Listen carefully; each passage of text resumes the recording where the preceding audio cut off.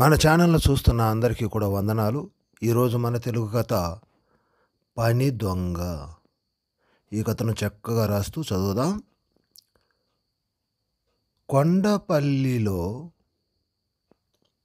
నందయ్య, మంగమ్మలకు చలపతి, రఘుపతి అనే ఇద్దరు కొడుకులుండేవారు.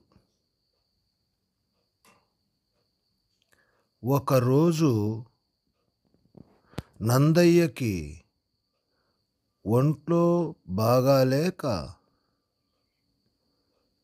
పొలం పనులకు తన కొడుకులిద్దరినీ పంపించాడు. చలపతి కష్టజీవి, రఘుపతి మాత్రం పని దొంగ. కానీ తండ్రి మాటకు ఎదురు చెప్పలేక అన్నతో పాటు పొలం పనికి వెళ్ళాడు. అన్న చలపతి రోజంతా ఎండలో కష్టపడి పని చేస్తుంటే రఘుపతి మాత్రం పొలం గట్టున చల్లని నీడలో హాయిగా నిద్రపోయాడు. పొద్దుగూకే వేళకి చలపతి పని ముగించి కాలువ వద్ద కాళ్ళు చేతులు శుభ్రం చేసుకుంటుంటే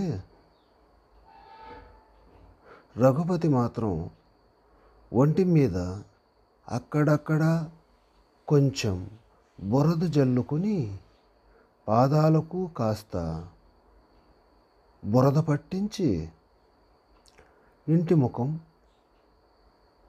పట్టాడు. ఒంటిపై బురదతో వచ్చిన రఘుపతిని చూసిన తల్లి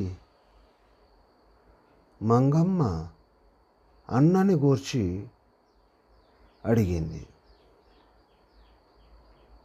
రఘుపతి, ఉదయం నుంచి పొలంలో పనిచేశాను.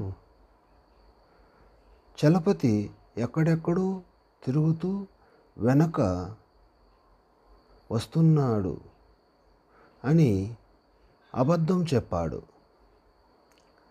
అతని కాళ్ళకు ఒంటికి అంటిన బురదని చూసిన మంగమ్మ అతని మాటలు నమ్మింది.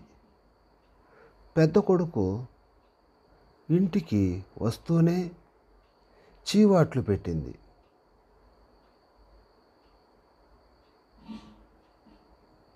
ఆ రాత్రి భోజనాలయ్యాక చలపతి గుర్రు పెట్టి నిద్రపోయాడు. రఘుపతి మాత్రం నిద్ర పట్టకుండా అటు ఇటు దొర్లసాగాడు.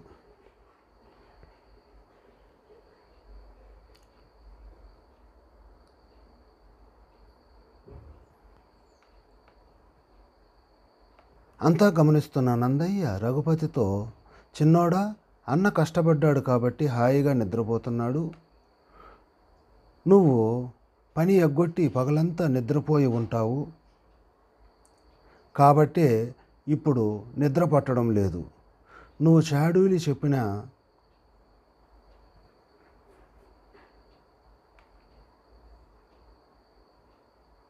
తమ్ముడు అన్న ప్రేమతో చలపతి నీ తప్పుని ఉపేక్షించాడు, అవునా అని అడిగాడు. రఘుపతి తను చేసిన పనికి సిగ్గుపడ్డాడు. మంగమ్మ కూడా తన తొందరపాటుకు నొచ్చుకుంది. మర్నాడు అన్నతో సమంగా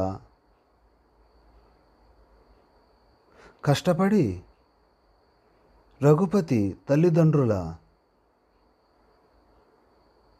అభిమానానికి పాత్రుడయ్యాడు. ఈ కథ యొక్క నీతి: చేసిన తప్పులను దిద్దుకోవడం ఉత్తమ లక్షణం. మరెన్నో ఇలాంటి ఆసక్తికరమైనటువంటి తెలుగు కథలు మన ఛానల్లో రాస్తూ చదవడం కోసం ఇప్పుడే మన ఛానల్ని లైక్ చేయండి, షేర్ చేయండి, సబ్స్క్రైబ్ చేయండి. మీ అందరికీ కూడా మా ఛానల్ ద్వారా ధన్యవాదాలు.